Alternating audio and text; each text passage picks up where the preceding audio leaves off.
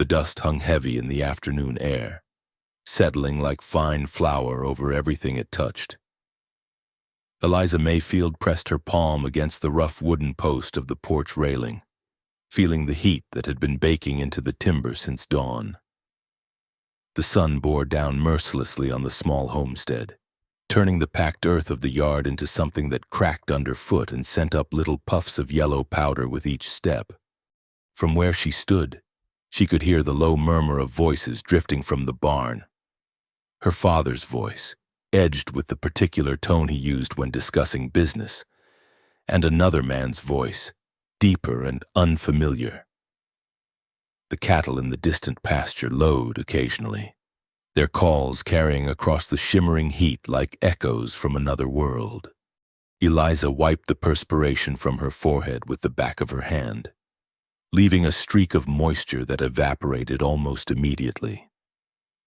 At 18, she had grown accustomed to the harsh realities of frontier life, but something about this particular afternoon felt different.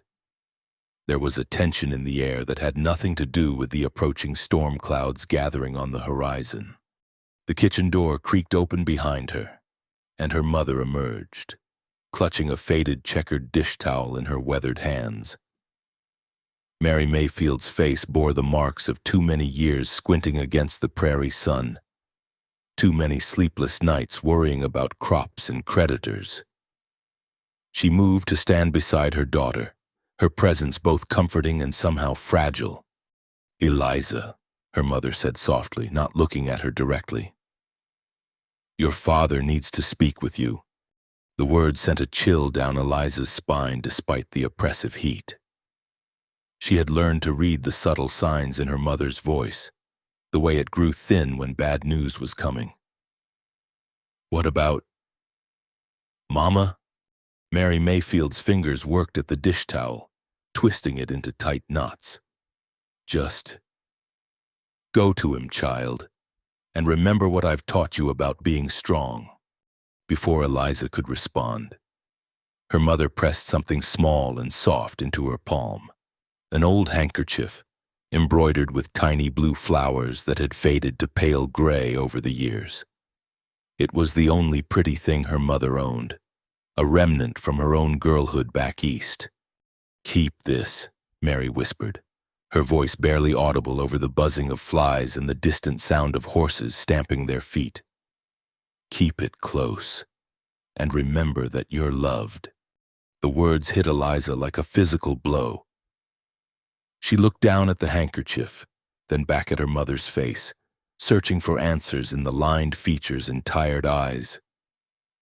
But Mary had already turned away, disappearing back into the dimness of the kitchen as if she couldn't bear to witness what was about to unfold.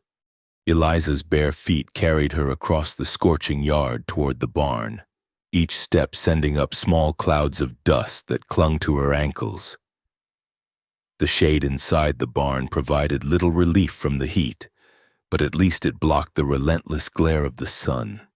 She could smell hay and leather, the familiar scents of horses and harness oil that had been the backdrop of her entire life.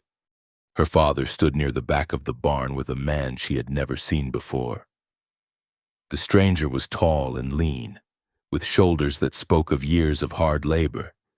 His hair was dark brown, streaked with premature gray at the temples, and his face was weathered in the way of men who spent their lives outdoors. He wore simple clothes, dark trousers, a white shirt with the sleeves rolled up, and boots that had seen better days. Everything about him suggested a man who worked with his hands and didn't waste time on unnecessary words. "Eliza," her father said when he noticed her approach. His voice carried a forced cheerfulness that made her stomach clench with anxiety. "Come here, girl. I want you to meet Mr. Jonas Carter." Jonas Carter. The name meant nothing to her, but something about the way her father spoke it, the careful pronunciation and the slight deference in his tone, told her this man was important to whatever transaction was taking place. The stranger, Mr. Carter, looked at her with dark eyes that revealed nothing. His gaze was neither hostile nor particularly friendly. It was the same way he might have examined a horse he was considering purchasing. He nodded once, a brief acknowledgement that she supposed passed for a greeting. "Mr. Carter owns a large spread about 20 miles north of here," her father continued, mopping his brow with a stained handkerchief. "Fine cattle operation. He's offered to take you on, give you work, a place to live." The words seemed to echo strangely in the close air of the barn. Eliza looked from her father's carefully neutral expression to Mr. Carter's impassive face, trying to understand what wasn't being said directly. "Take me on? You'll work hard," Jonas Carter said, speaking for the first time. His voice was as weathered as the rest of him, rough around the edges but not unkind. "Earn your keep. I don't run a charity operation." Her father shifted his weight from one foot to the other, a gesture that Eliza recognized as a sign of deep discomfort. "It's a good opportunity, Eliza. Better than what we can offer you here." The pieces began to fall into place with sickening clarity. This wasn't about opportunity or work. This was about money, about debts that needed paying and mouths that needed feeding. She had become a commodity, something to be traded away to ease the burden on her family's struggling homestead. "I see," she said quietly, though she wasn't sure she saw anything clearly at all. Jonas Carter reached into his jacket and withdrew a small leather pouch that clinked softly with the sound of coins. He placed it on a nearby hay bale, along with what appeared to be a bill of sale for a horse. "The mare is in the corral outside. She's got good bloodlines. Should serve you well." Her father's eyes fixed on the money and the paper with an intensity that made Eliza's heart sink. She realized that the arrangement had already been made, that her presence here was merely a formality. The handshake, when it came, was brief and businesslike. "When?" Eliza asked, surprised by the steadiness of her own voice. "Now," Jonas Carter replied. "I've got work waiting back at the ranch." The next few minutes passed in a blur of hasty preparations. Her few belongings, 2 dresses, a pair of worn shoes, and the precious handkerchief her mother had given her, were bundled into a canvas sack. Her mother appeared long enough to embrace her quickly, whispering words of love and courage that seemed to dissolve in the heat before they could fully register. Her father mumbled something about writing when he could, though they all knew that letters were rare luxuries in their world. Jonas Carter's wagon was waiting in the yard, hitched to a pair of sturdy horses that looked well cared for despite their practical appearances. The wagon bed was loaded with supplies, sacks of grain, tools, and various items that spoke of a man who planned ahead and wasted nothing. As Eliza climbed onto the hard wooden seat beside him, she caught a glimpse of her parents standing in the doorway of their small house. Her mother had her apron pressed to her face, and her father's hand rested heavily on her shoulder. They looked smaller somehow, diminished by the transaction that had just taken place. Jonas Carter clicked his tongue at the horses, and the wagon began to move. The wheels creaked rhythmically as they rolled across the rutted ground, leaving behind the only home Eliza had ever known. She didn't look back, couldn't bear to see her family disappearing into the distance, but she felt their absence like a physical weight in her chest. The afternoon sun beat down on them as they traveled, and dust from the wagon wheels rose in small clouds that settled on everything. Jonas Carter said nothing, his attention focused on the rough track that served as a road. His hands on the reins were steady and competent, the hands of a man who had been working with horses for most of his life. Eliza studied his profile when she thought he wasn't looking. There were lines around his eyes that spoke of years spent squinting against sun and wind, and a scar along his jaw that suggested he had known violence at some point in his past. But there was something else too. something in the set of his shoulders and the careful way he handled the horses that suggested a man who took responsibility seriously. As the miles passed beneath the wagon wheels, Eliza found herself wondering what kind of life awaited her at Jonas Carter's ranch. Would she be treated as hired help, or something less? Would there be others there? Or would she be alone with this silent man who had purchased her services with a bag of coins and a horse? The sun was beginning its descent toward the western horizon when Jonas Carter finally spoke again. "The work's hard," he said without looking at her, "but fair. You do your part. You'll be treated decent." It wasn't much of a reassurance, but it was something. Eliza nodded, though she wasn't sure he saw the gesture. She clutched her small bundle of possessions closer to her chest and tried to push down the fear that threatened to overwhelm her. Whatever lay ahead, she would face it with as much dignity as she could manage. She had no other choice. The wagon rolled on through the afternoon heat, carrying her toward an uncertain future and away from everything she had ever known. The wagon wheels found every rut and stone along the makeshift road, jolting Eliza with each turn. The landscape stretched endlessly before them, rolling hills covered in sun-bleached grass that whispered secrets to the wind, and fence posts that leaned at odd angles like tired sentinels marking the boundaries of dreams long abandoned. The heat had begun to ease slightly as the sun moved lower, but the air still shimmered with the day's accumulated warmth. Jonas Carter maintained his silence, his weathered hands steady on the reins despite the rough terrain. Occasionally he would glance toward a distant hill or study the sky with the practiced eye of a man who had learned to read the land's moods. But he offered no commentary on what he saw. The horses, a matched pair of chestnuts with intelligent eyes, seemed to know the way without guidance, their ears forward and their pace steady despite the challenging ground. Eliza found herself studying the passing scenery with new eyes, trying to memorize details that might help her understand this foreign territory. Wild sunflowers nodded in the breeze along the roadside, their faces turned toward the declining sun like worshippers at evening prayer. In the distance, she could see the dark line of trees that marked a creek or river, and beyond that, more hills rolling away toward the horizon. "How much farther?" she asked when the silence had stretched long enough to become uncomfortable. "Another hour, maybe 2, Jonas replied without turning his head. "Depends on whether that creek's running high. Been dry this summer, but yesterday's storm might have changed things." It was the longest speech he had made since they left her father's homestead, and Eliza found herself grateful for even this small acknowledgement of her presence. She shifted on the hard wooden seat, trying to find a position that didn't send aches shooting up her spine with every bump, as if reading her discomfort. Jonas reached behind the seat and produced a folded horse blanket. "Put this under you," he said, handing it over without ceremony. "Road gets worse before it gets better."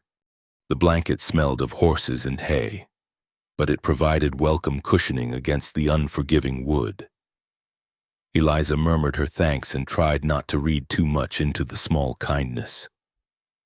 Perhaps he simply didn't want to arrive home with damaged goods.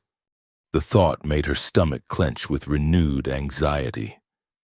What exactly had her father told this man about the arrangement? What did Jonas Carter expect from her? The uncertainty gnawed at her as the wagon continued its relentless progress through the fading afternoon. They passed an abandoned homestead, its windows dark and empty, the roof partially collapsed. Wild vines had begun to reclaim the walls, and the fence around what had once been a vegetable garden sagged like broken promises. Eliza shivered despite the warmth, seeing in the ruins a reminder of how quickly fortunes could change on the frontier. "Drought got them," Jonas said, following her gaze. 3 years running with barely enough rain to wet the dust. Good people. But the land can be unforgiving to those who don't understand its ways. Did you know them? Well enough, helped them dig their well, shared tools when they needed them. But helping can only go so far when nature decides to test a man's resolve. There was something in his tone that suggested he understood struggle intimately, that he had faced his own tests and somehow managed to survive them. Eliza found herself curious about his story, about what had brought him to this remote corner of the territory and why he lived alone on a ranch that apparently required hired help. The sun had sunk noticeably lower by the time they reached the creek Jonas had mentioned. The water ran shallow but clear over a bed of smooth stones, barely deep enough to wet the horses' hooves as they splashed across. Dragonflies skimmed the surface in lazy circles, and somewhere in the cattails a red-winged blackbird called territorially to its neighbors. "Good," Jonas said with satisfaction as they reached the far bank. "Water's running normal. Means the well's probably still producing." The road, if the worn track could be called that, began to climb more steeply as they left the creek behind. The horses leaned into their harnesses, their breathing becoming more labored as they pulled the loaded wagon up the grade. Jonas let them set their own pace, neither urging them forward nor allowing them to dawdle. At the crest of the hill, he pulled the team to a halt and pointed toward a valley that opened below them like a green bowl carved from the prairie. "There," he said simply. Eliza followed his gesture and felt her breath catch in her throat. The ranch spread across the valley floor like something from a dream, larger and more substantial than anything she had expected. A two-story house sat at the center of it all, built from logs and stone with a wide porch that wrapped around three sides. Smoke rose from one of the chimneys, promising warmth and human habitation. Outbuildings dotted the immediate area around the house. A large barn that looked newly built, a chicken coop, what appeared to be a smokehouse, and several smaller structures whose purposes she could only guess at. Corrals made from split rails contained horses and cattle, and she could see figures moving among them, too distant to make out clearly but obviously engaged in the evening chores that kept such an operation running. "It's beautiful," she said, and meant it. Whatever uncertainties lay ahead, at least she would not be living in poverty. Jonas grunted what might have been agreement and released the brake. The wagon began its descent into the valley, following a road that was noticeably better maintained than the rough track they had been traveling. Someone had taken the time to fill the worst ruts and grade the steepest sections, creating a surface that allowed the horses to pick up their pace. As they drew closer to the building's details became clearer. The house showed signs of recent repair, new shingles on portions of the roof, fresh chinking between some of the logs. The porch was swept clean, and flowers bloomed in wooden boxes beneath several of the windows. Someone had been taking care of this place, maintaining it with obvious pride. A woman emerged from the house as they approached, wiping her hands on a practical apron tied around her ample waist. She was perhaps 40 years old, with graying brown hair pulled back in a sensible bun and the kind of sturdy build that spoke of a lifetime of hard work. Her face was weathered but kind, and she watched their approach with curious but welcoming eyes. "That's Martha," Jonas said, the first volunteered information he had offered during the entire journey. "She keeps the house running and makes sure everyone gets fed. Been with me since—" He paused, seemed to reconsider what he had been about to say, then continued in a different direction. "She'll show you what needs doing." A boy appeared from behind the barn, running toward the wagon with the boundless energy of youth. He looked to be perhaps 9 or 10 years old, with sun-bleached hair and clothes that had seen better days but were clean and well-mended. His face was alight with excitement at the arrival of visitors. "Jonas!" he called out, waving enthusiastically. "Did you bring the supplies? Martha said you might bring back some of those peppermint sticks from town." "Tommy," Jonas said by way of introduction as he brought the wagon to a stop near the porch. Martha's boy. He'll talk your ear off if you let him, but he's useful enough when he puts his mind to work. Tommy had reached the wagon and was standing on his toes, trying to peer over the side at the supplies loaded in the back. When he noticed Eliza, his eyes widened with curiosity and a complete lack of shyness. "Who's this?" he asked directly, as only children can manage without seeming rude. "This is Miss Eliza," Jonas replied, climbing down from the wagon seat. "She'll be helping around the place." Martha had approached during this exchange, and Eliza found herself subject to a thorough but not unkind examination. The older woman's eyes took in everything: the simple dress, the small bundle of possessions, the way Eliza sat carefully on the wagon seat as if unsure of her welcome. "A child. You look done in," Martha said finally, her voice carrying the faint trace of an accent that suggested origin somewhere back east. "Come down from there and let's get you settled. Jonas, you can deal with the supplies later. This girl needs food and rest." There was something in Martha's tone that brooked no argument, and even Jonas seemed to accept her authority in matters of hospitality. He moved to help Eliza down from the wagon, his hands briefly steadying her as her feet touched the ground.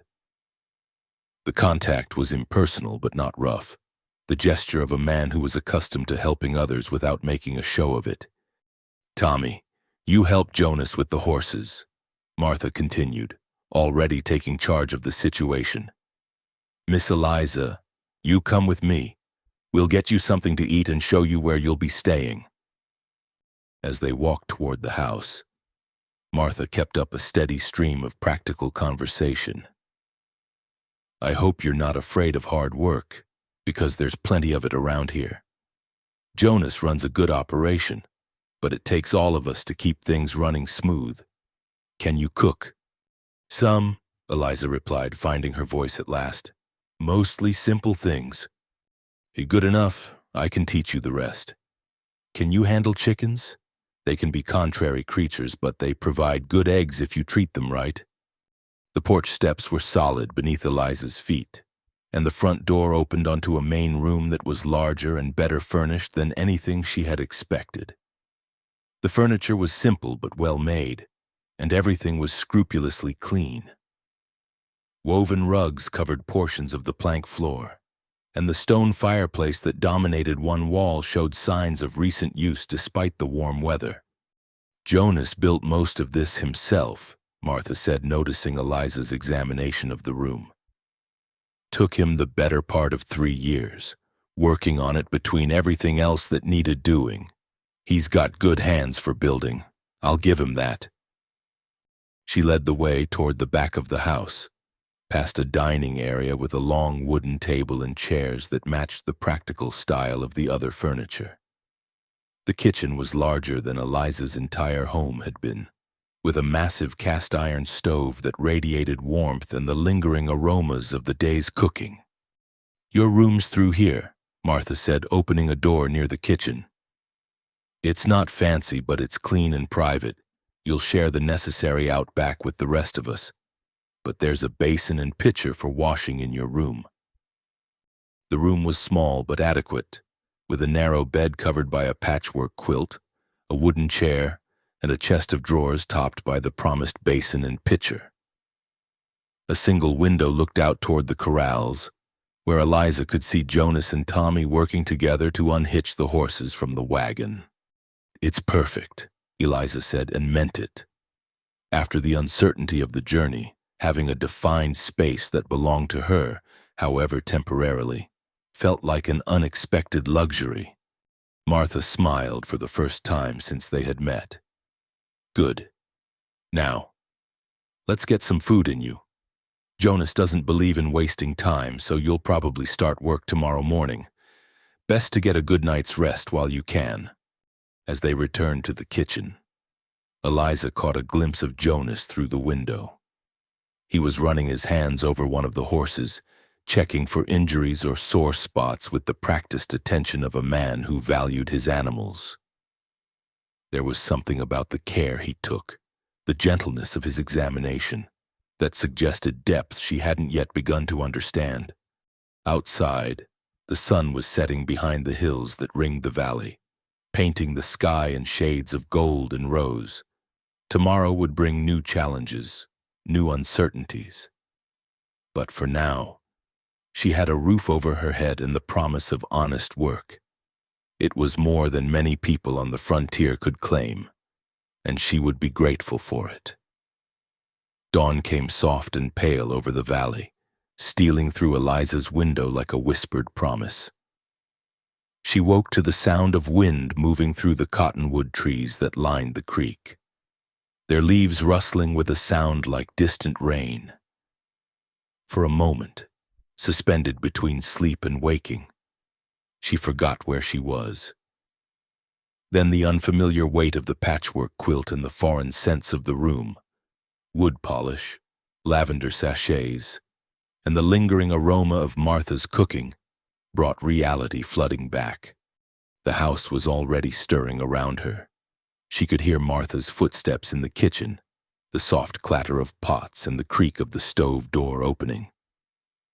From somewhere outside came the low murmur of Jonas's voice as he spoke to the animals, and Tommy's higher tones responding with the enthusiasm of a child who found joy in the simplest tasks. Eliza rose quickly, shivering as her bare feet touched the cool wooden floor. The water in the pitcher was cold, but she welcomed the shock of it against her face and hands. It helped drive away the last vestiges of sleep and the dreams that had chased her through the night. Confused visions of her old home mixing with images of this new place until she couldn't tell which was memory and which was imagination. She dressed in her second dress, saving the one she had worn yesterday for washing later. The fabric was faded but clean, mended in several places with stitches so tiny they were almost invisible. Her mother's work, done by lamplight during the long winter evenings when there was little else to occupy idle hands. The kitchen was warm and welcoming when she emerged, filled with golden light and the rich smell of coffee that had been brewing since before sunrise. Martha stood at the stove, her graying hair already neatly pinned and her apron tied securely around her waist. She looked up as Eliza entered, and her weathered face creased into a smile. "Good, you're up," Martha said, ladling something fragrant from a large pot into a blue ceramic bowl.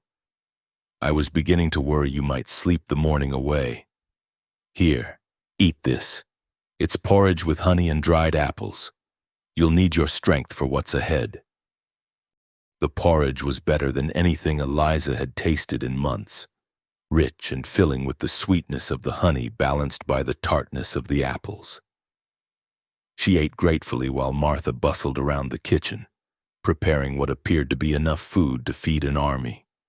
"Jonas likes his breakfast substantial," Martha explained, catching Eliza's questioning look.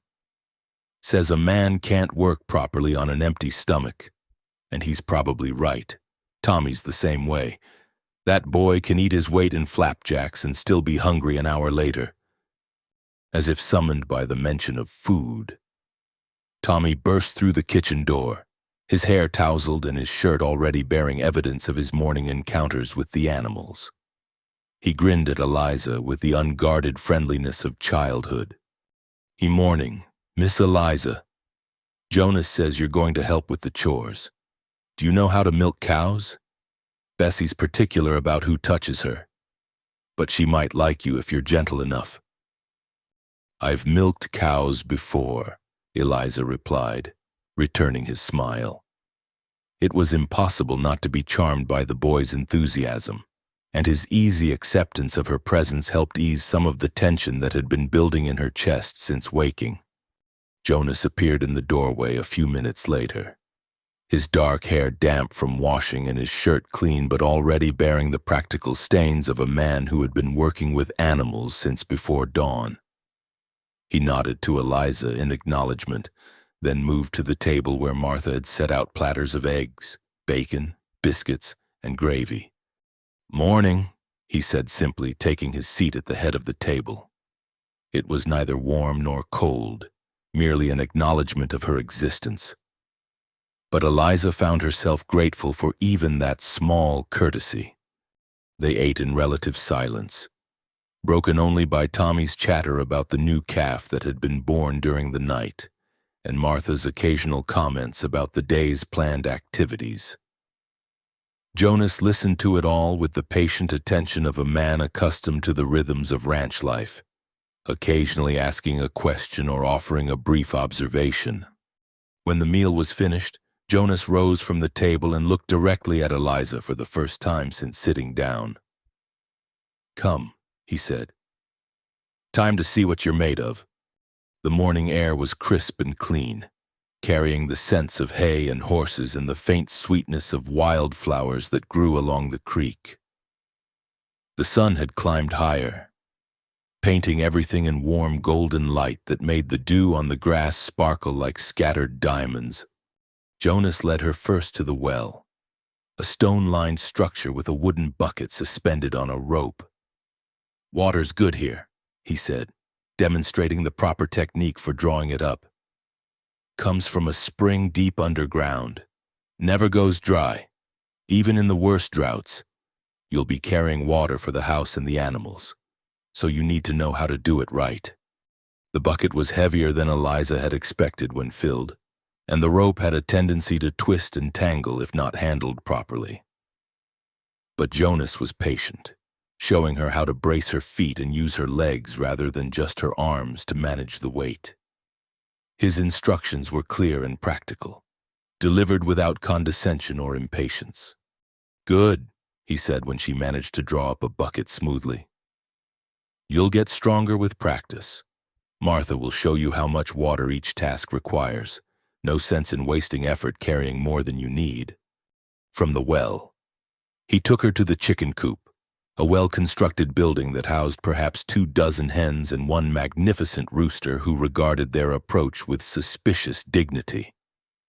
The birds were already active, scratching in the dirt and clucking contentedly as they searched for insects and seeds.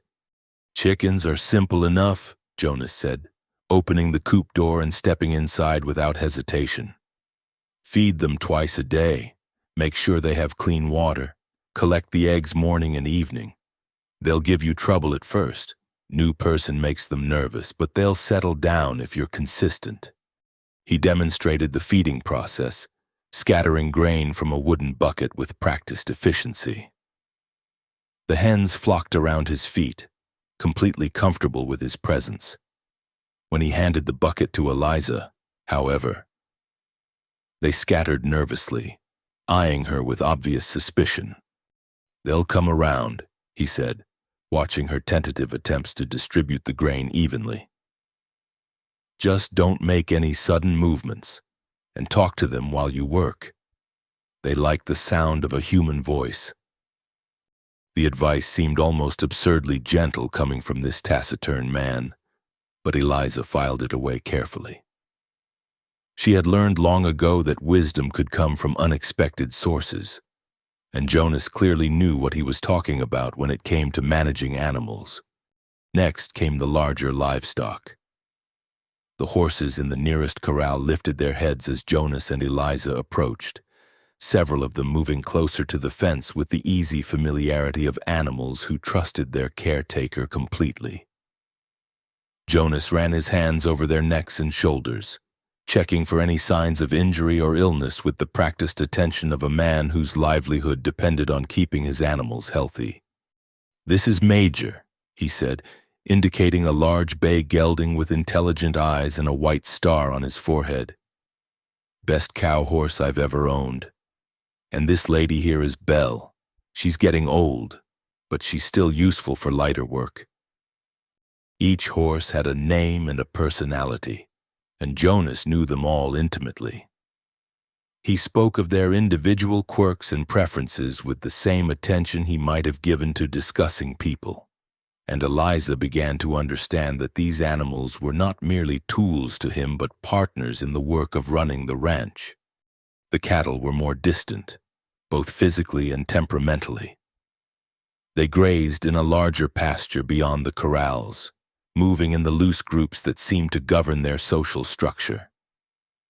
Jonas pointed out various individuals, the lead cow who guided the herd's movements, the young bull who was still learning his place in the hierarchy, the pregnant cows who would need extra attention as their time approached. Cattle require different handling than horses, he explained as they leaned against the fence watching the herd. They're more independent, less willing to accept human authority, but they're also more predictable in some ways. Learn to read their moods, respect their space, and they'll give you less trouble. As the morning wore on, Jonas introduced her to each aspect of the ranch's operation. The barn, with its neat stalls and carefully organized tools, the hayloft, where winter feed was stored in sweet-smelling bales, the vegetable garden behind the house, where Martha grew the produce that supplemented their diet and provided variety during the long winter months. At each stop, Jonas explained not just what needed to be done, but why it mattered. The importance of keeping tools clean and sharp, the proper way to stack hay so it wouldn't spoil, the signs that indicated when an animal might be falling ill. His knowledge was vast and practical, accumulated over years of experience and observation. Tommy appeared periodically throughout the morning, eager to help and full of commentary about everything they were doing. He seemed to regard Eliza's presence as a wonderful adventure, and his enthusiasm was infectious. When she struggled with the proper technique for brushing down one of the horses, he offered encouragement and advice with the confidence of someone who had been around animals his entire life. "Don't worry about Buttercup," he said, watching her tentative efforts with the curry comb. "She's gentle as a lamb once she gets to know you. Just keep the strokes smooth and don't press too hard. She likes having her neck rubbed, too." It was during one of these instruction sessions that Eliza encountered her first real challenge. Jonas had moved on to check the fence line in the far pasture, leaving her to practice the morning milking routine with Bessie. The large Holstein cow who provided most of the ranch's dairy needs, Bessie was indeed particular about who touched her, as Tommy had warned. She tolerated Eliza's presence but shifted restlessly as unfamiliar hands attempted to coax milk from her udder. What should have been a simple task became an exercise in frustration as Bessie stepped sideways, swished her tail, and generally made her displeasure known. Eliza was on the verge of giving up when Jonas reappeared, drawn by the sound of Bessie's agitated lowing. He assessed the situation with a quick glance, then moved to Bessie's head, speaking to her in low, reassuring tones while running his hand along her neck. "Easy, girl," he murmured. "Just nervous about new hands, that's all. Nothing to worry about." Then, instead of taking over the milking himself, he moved to stand behind Eliza, his presence close enough that she could feel the warmth radiating from his body. "Here," he said, and placed his hands over hers on the cow's udder. "Like this. Squeeze and release. Squeeze and release. Find the rhythm that feels natural." His hands were rough from years of work but surprisingly gentle, guiding her movements with patient precision. The contact was brief and entirely practical, but it sent an unexpected warmth spreading through Eliza's chest. Not romantic. She was far too practical for such nonsense, but something else. A recognition, perhaps, that here was a man who understood the value of patience and careful instruction. Under his guidance, the milk began to flow steadily into the bucket, accompanied by Bessie's contented rumbling. When the cow was fully milked, Jonas stepped back, but not before giving Eliza's shoulder a brief pat of approval. "Good," he said simply. "No, you'll do fine once you get the hang of it." Tommy, who had been watching the entire proceedings with wide eyes, burst into applause. "You did it, Miss Eliza. Bessie likes you now, I can tell. Tomorrow she'll be even easier." As they walked back toward the house, carrying the bucket of fresh milk between them, Eliza found herself reflecting on the morning's events. The work was indeed hard, as Jonas had warned, and her muscles already ached from unaccustomed labor. But there was something satisfying about it too, a sense of purpose and accomplishment that had been missing from her previous life. Martha was waiting for them on the porch, her face bright with approval as she saw the bucket of milk. "Well done," she said warmly. "Jonas doesn't usually have that much patience with new help. You must have impressed him." Jonas grunted something non-committal and continued toward the barn. But Eliza thought she caught the ghost of a smile tugging at the corner of his mouth. It was a small thing, but in a world where small kindnesses could mean the difference between hope and despair, she found herself treasuring it. The days fell into a rhythm as natural as breathing, marked by the crow of the rooster at dawn and the evening song of crickets as darkness settled over the valley. Eliza found herself adapting to the ranch's routines more quickly than she had expected, her body growing stronger with each passing morning, her hands developing the calluses that spoke of honest labor. It was on her 5th morning that everything changed, with a moment so small, so seemingly insignificant, that she almost missed its importance entirely. She had risen before dawn, as had become her habit, dressing quietly in the gray light that filtered through her window. The house was still wrapped in the peaceful silence that came just before the day's work began, and she moved through her morning preparations with the careful efficiency she had learned was necessary to keep pace with ranch life. Martha was already in the kitchen when Eliza emerged. As always, her capable hands working dough for the day's bread while coffee bubbled contentedly on the stove. The older woman looked up with her customary smile, but there was something different in her expression this morning. A knowing look that made Eliza wonder what she might have observed that had escaped everyone else's notice. "Morning, child," Martha said, wiping flour from her hands on her apron. "Jonas is already out checking the stock. Said something about one of the cows looking poorly yesterday evening. You might want to take him some coffee when you head out to the barn." The suggestion was offered casually, but Eliza had begun to recognize the subtle ways Martha orchestrated the household's daily interactions. Nothing the older woman did was entirely without purpose, and her matchmaking instincts, while gentle, were persistent as spring rain. Eliza poured steaming coffee into a tin cup and made her way across the yard, her boots crunching softly on the frost that still lingered in the shadows despite the approaching summer. The air was crisp and clean, carrying the familiar scents of hay and horses and the distant sweetness of wildflowers blooming along the creek. She found Jonas in the barn, bent over Bessie's front hoof, his dark head tilted in concentration as he examined something that had caught his attention.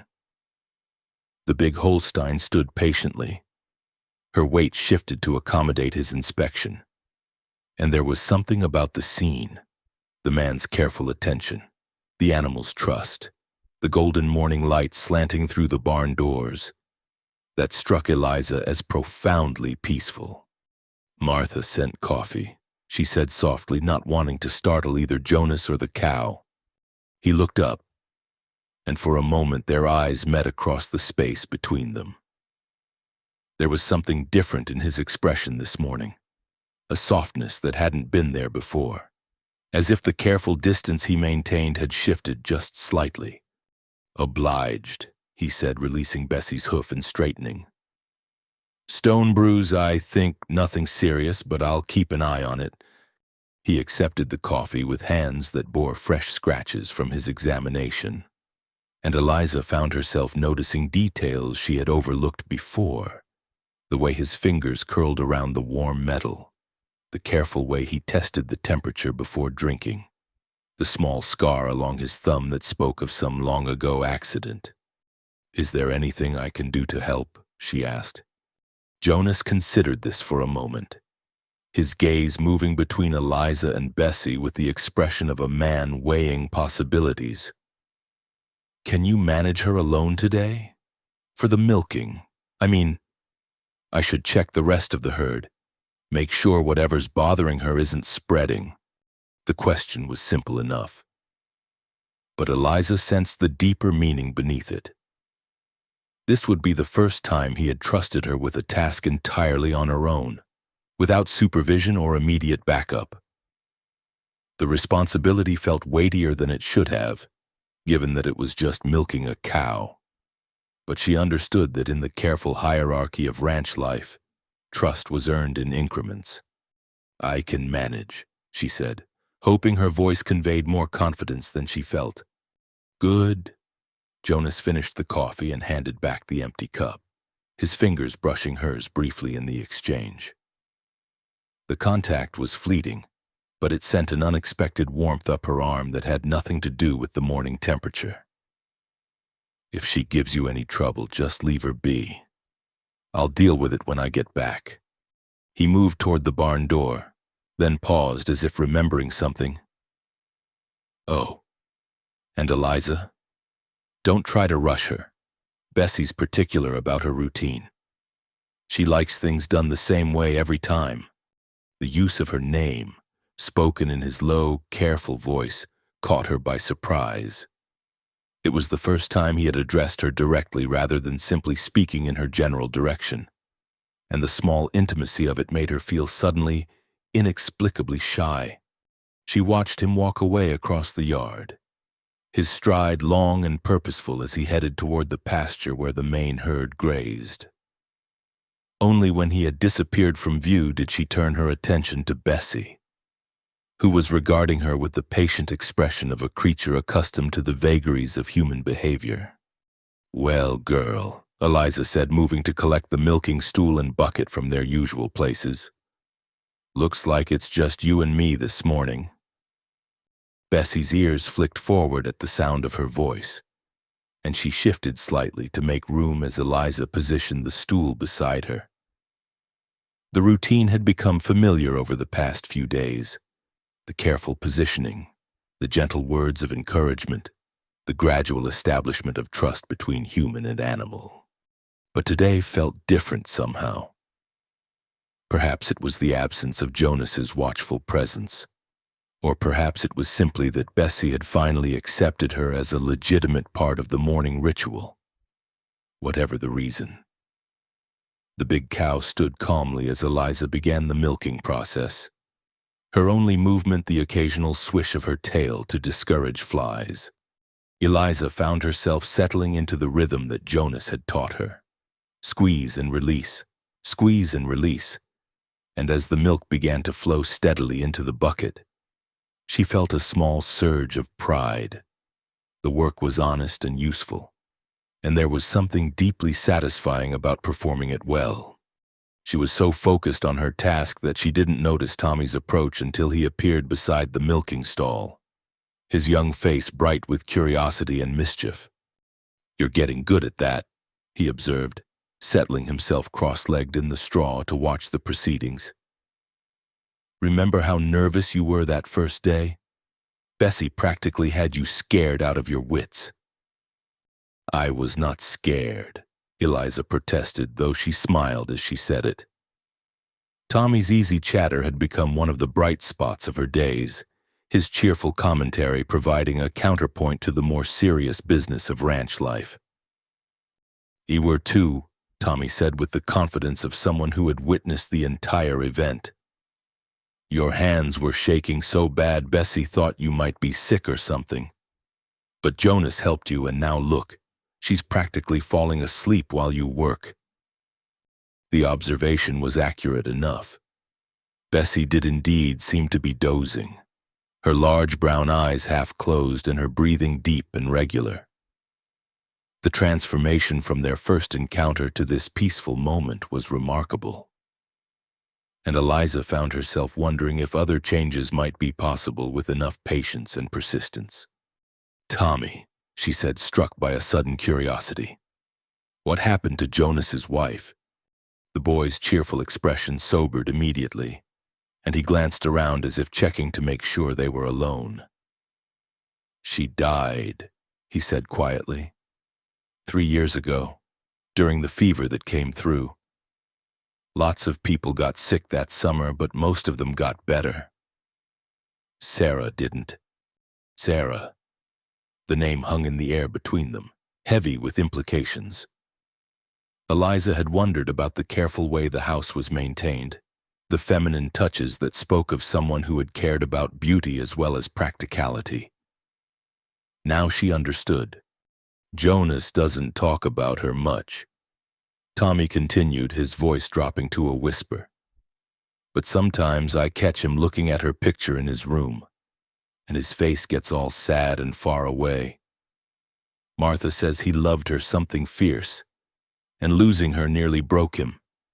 The revelation explained much about Jonas's careful reserve, his reluctance to engage in conversation that went beyond the strictly practical. He was a man who had loved and lost, and the pain of that loss had taught him to keep the world at arm's length. Martha says he's getting better, though, Tommy added with the resilience of childhood. Says having people around is good for him, even if he doesn't always act like it. She thinks maybe someday he'll be ready to smile again. Before Eliza could respond to this confidence, the subject of their discussion appeared in the barn doorway, his tall frame silhouetted against the brightening morning light. Eliza felt a flush of embarrassment, as if she had been caught in some impropriety, though she knew their conversation could hardly be considered inappropriate. "How's she doing?" Jonas asked, moving toward the milking stall with his characteristic economy of movement. "Fine," Eliza replied, hoping her voice sounded more natural than it felt. "No trouble at all." Jonas approached Bessie's head and ran his hand along her neck, checking her temperature and general condition with practiced efficiency. The cow turned her head slightly to acknowledge his presence, but otherwise remained perfectly still, a testament to the trust that existed between them. "Good," he said, and there was something in his tone that suggested he was pleased with more than just Bessie's cooperation. "You've got a gentle touch with her. That matters more than strength when it comes to handling livestock." The compliment, small as it was, sent warmth spreading through Eliza's chest. Jonas was not a man who offered praise lightly, and his approval felt like a hard-won victory. "Here," he said suddenly, moving to stand behind her as he had that first day. "Let me show you something." But this time, instead of simply guiding her hands through the motions, he placed his palms flat against hers, his fingers interlacing with hers as they worked together. The contact was more intimate than before, and Eliza found herself acutely aware of the warmth of his skin, the calloused roughness of his palms, the way his breathing seemed to synchronize with hers. "I feel how she responds when you vary the pressure just slightly," he said, his voice low and close to her ear. "Every cow has her preferences, her own rhythm. Learn to read what she's telling you, and the work becomes easier for both of you." Under his guidance, Eliza discovered subtleties in the milking process that she had missed before. The way Bessie's breathing changed when the pressure was exactly right. The small shift in her stance that indicated contentment. The gentle rumbling sound she made when particularly pleased with the treatment she was receiving. "There," Jonas said softly as the last of the milk flowed into the bucket. "Perfect." He stepped back, but not immediately, and for a moment they remained close enough that Eliza could smell the clean scent of his soap mingled with the familiar odors of leather and hay that seemed to follow him everywhere. When he finally moved away, she felt an odd sense of loss, as if something important had been interrupted just as it was beginning. Tommy, who had been watching this entire exchange with wide eyes and barely contained excitement, could no longer contain himself. "You did it perfect, Miss Eliza," he burst out, clapping his hands together. "Even better than yesterday. And Jonas helped, and now Bessie likes you both, and tomorrow it'll be even easier." His enthusiasm was infectious, and despite her confusion about the strange emotions that Jonas's proximity had stirred, Eliza found herself laughing. The sound surprised her. She hadn't realized how long it had been since she had felt genuinely happy about something, rather than simply grateful or relieved. Jonas, too, seemed affected by the moment. The ghost of a smile that Martha had mentioned appeared at the corners of his mouth, transforming his usually serious expression into something warmer and more approachable. It was a small change, but it made him look younger somehow, less burdened by whatever weights he carried. "Hey, come on," he said, lifting the bucket of milk. "Martha will be waiting for this, and she doesn't like her routine disrupted any more than Bessie does." As they walked back toward the house together, Jonas carrying the milk, Tommy skipping ahead to announce their success to Martha, and Eliza following at a pace that allowed her to process what had just occurred, she found herself thinking about trust and patience and the small kindnesses that could change everything. The morning had started like any other, but something had shifted in those moments in the barn. Not love, that would be foolish and premature, but the beginning of understanding. The recognition that beneath Jonas's careful reserve lay a man capable of gentleness, of teaching, of seeing her as more than just another hired hand to be managed. As they reached the porch, Martha appeared in the doorway, her face bright with the kind of knowing satisfaction that suggested she had been watching from the kitchen window. "Well," she said, accepting the bucket from Jonas. "It looks like everyone's settling in nicely." Jonas grunted something non-committal and headed back toward the barn. But Eliza caught him glancing back over his shoulder once before he disappeared around the corner.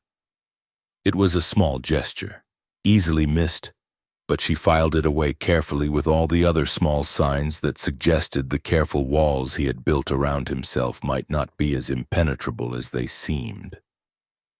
The morning sun had barely crested the eastern hills when the sound of approaching hoofbeats shattered the peaceful rhythm of the ranch's daily routine. Eliza was in the chicken coop, scattering grain for the hens while humming softly to herself, when she heard the horses coming up the valley road. The sound was wrong somehow, too fast, too urgent for ordinary visitors, and too early in the day for social calls. She straightened, her hand instinctively tightening around the feed bucket as she peered through the chicken wire toward the approaching riders. 3 men on horseback were moving at a steady pace up the road, their forms dark silhouettes against the morning light. Even at a distance, there was something in their bearing that set her nerves on edge.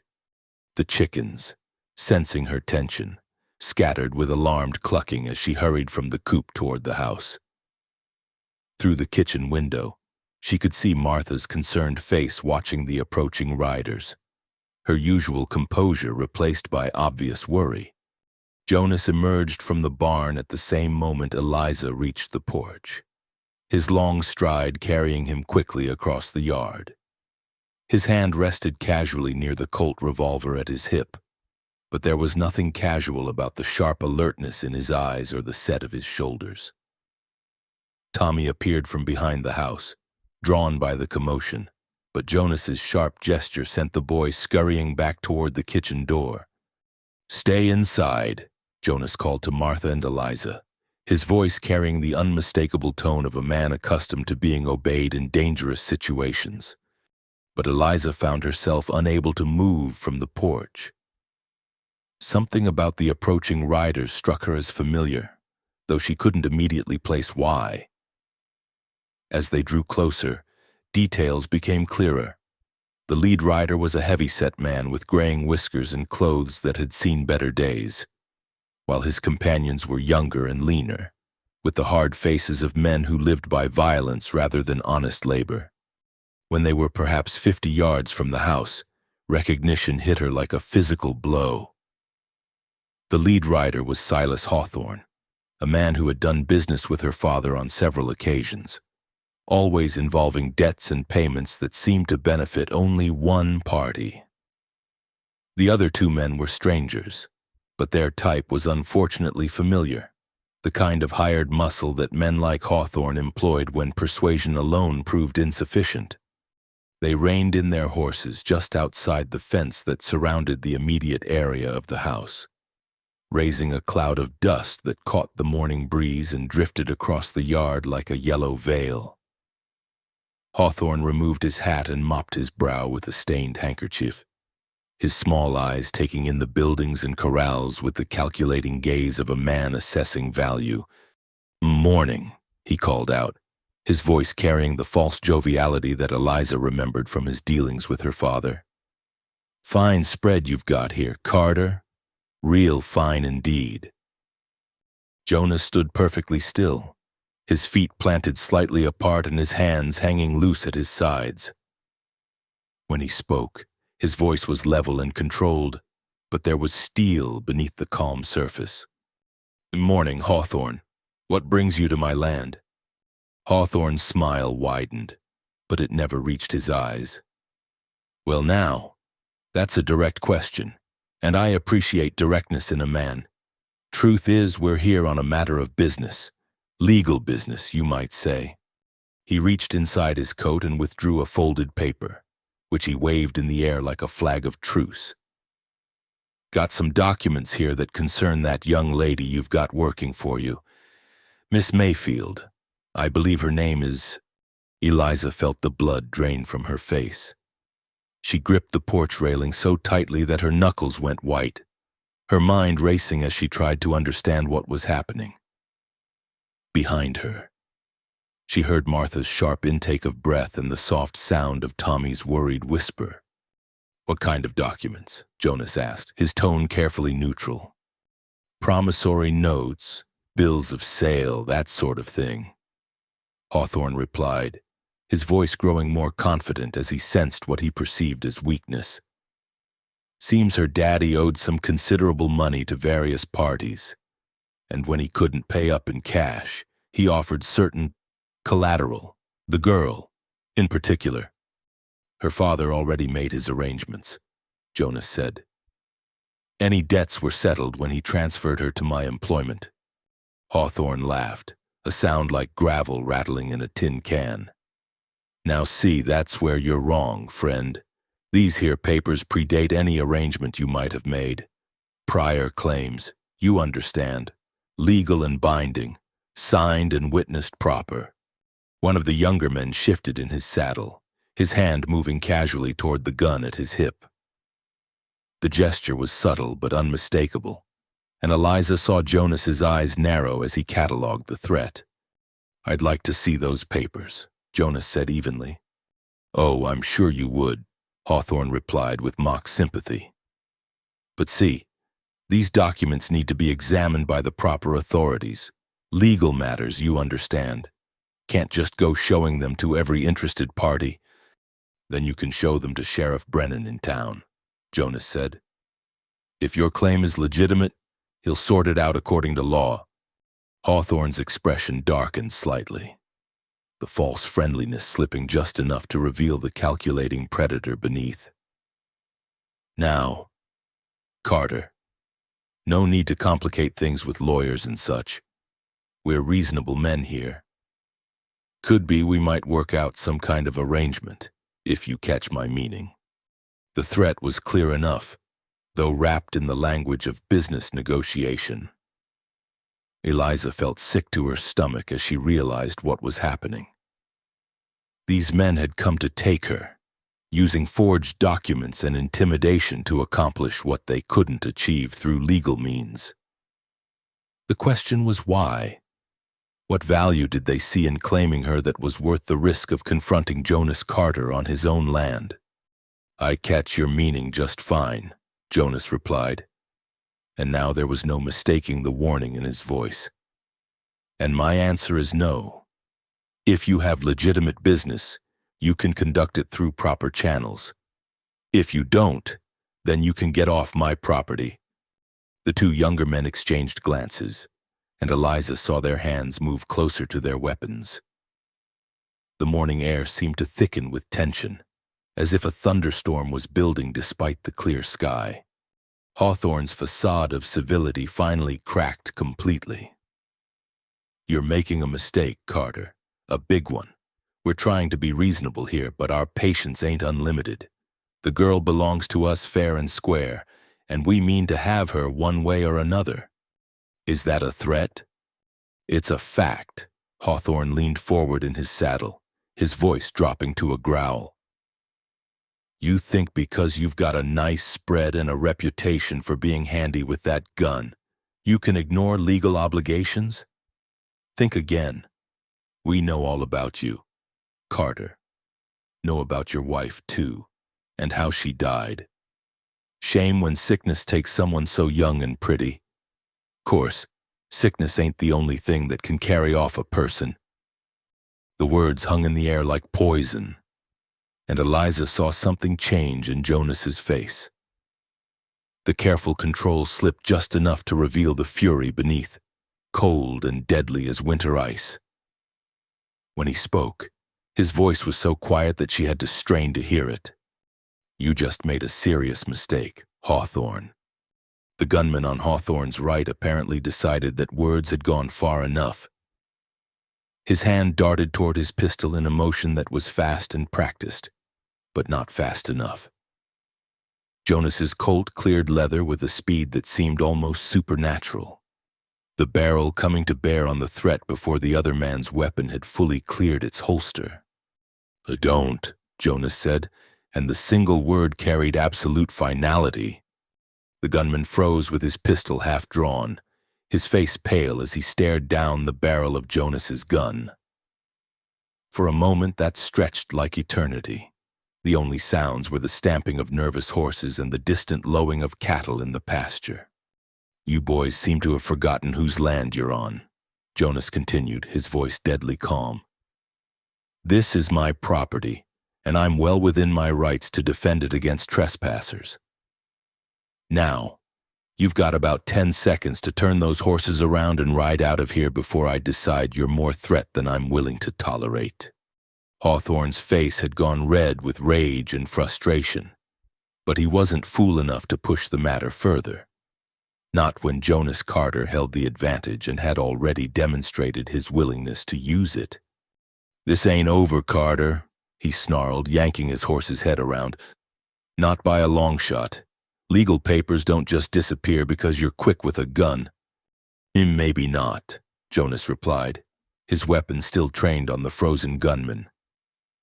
But illegal papers burn real easy, and men who make threats against my household have a way of finding themselves in trouble with the law. He raised his voice slightly, calling toward the house without taking his eyes off the riders. Martha, send Tommy to fetch Sheriff Brennan. Tell him we've had some visitors making threats and waving around what they claim are legal documents. Tell him I'd like those papers examined real careful-like. The threat was clear, and all 4 men understood its implications. If the documents were genuine, official examination would uphold Hawthorne's claim. If they were forged, as Jonas clearly suspected, then the men would find themselves facing serious criminal charges. Hawthorne jerked his reins hard enough to make his horse toss its head in protest. Come on, he growled to his companions. We're wasting time here. The gunman slowly eased his pistol back into its holster, his movements careful and deliberate under Jonas's watchful eye. Only when all 3 men had turned their horses and started back down the road did Jonas finally lower his weapon, though he didn't holster it until they had disappeared from view. Eliza found that she had been holding her breath through the entire confrontation. As she finally exhaled, her knees went weak and she had to grip the porch railing to keep from collapsing. The implications of what had just occurred crashed over her like a cold wave. Jonas turned toward the house, his face grim but determined. They'll be back, he said simply. Question is when, and with how many friends. What do we do? Eliza asked, her voice barely above a whisper. Jonas looked at her for a long moment, and she saw something in his expression that hadn't been there before. Not just protectiveness, but a kind of fierce resolve that spoke of decisions made and lines drawn. We make sure they don't get what they came for, he said.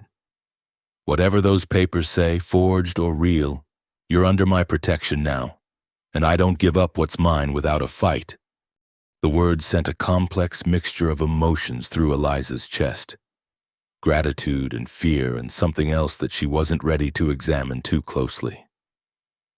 Whatever happened next. She knew that the careful peace of the past weeks had been shattered. The outside world had found them, bringing with it all the complications and dangers she had hoped to leave behind. But as she looked at Jonas's determined face and heard Martha's voice from inside the house directing Tommy to saddle the fastest horse for his ride to town, she realized that she was no longer facing those dangers alone. For the first time since her father had traded her away like livestock, she had people who were willing to stand with her against whatever threats might come. The thought was both comforting and terrifying, because it meant that the stakes had just gotten higher for everyone involved. The tension that had settled over the ranch after Hawthorne's visit lingered like smoke from a grass fire, invisible but impossible to ignore.